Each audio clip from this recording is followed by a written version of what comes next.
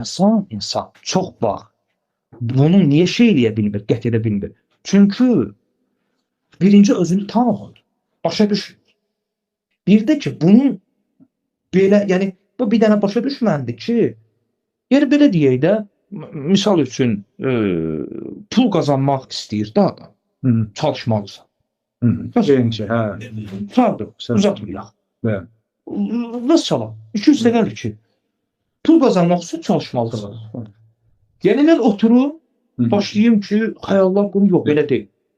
Amma indi burada o çalışmalı, orada bir dənə, orada bir dənə fayda. Elə ticarət üzərindən nə? Məsələn, bəzən elm tələbi ilə əlaqəli, ibadətlə, başqa şeylərlə əlaqəli, məsələn, sual ki, bir irəliləyirəm sonra və məsələn deyir ki, tam davamını apara bilmirəm. Bu elm tələbində ola bilər, başqa şeylərdir falan. Ümumiyyətlə, davamiyyətçilik önəmlidir. İstər, yəni, belə deyək də, dində olsun, istər elmdə olsun, insan çalışmalıdır ki, gündəlik az da olsa, amma gündəlik qazancı olsun. Çünki insanın gündəlik yeni öyrəndiyi din adına, yeni öyrəndiyi elm adına, yeni öyrəndiyi ibadət adına yeni bir mərhələ yollamasını qədəm olur.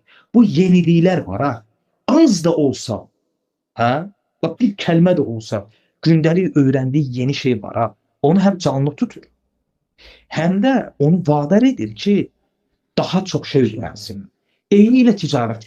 Adam dükan açır, məsələn, qıraqdan baxanda deyirsən, bu səhər tezdən 6-da gəlir, açır, axşam 12-yə. Bezmir? Cavab, yox. Niyə? Çünki gündəlik gəlir. Nə dedik? Gündəlik gəliri. Sən də ibadətdə, dində, elmdə gündəlik gəlirin olmalıdır. Onun gündəlik gəliri onda həvəs yaradır, stimul yaradır ki, canlı tutur ki onu daha çox qazansın.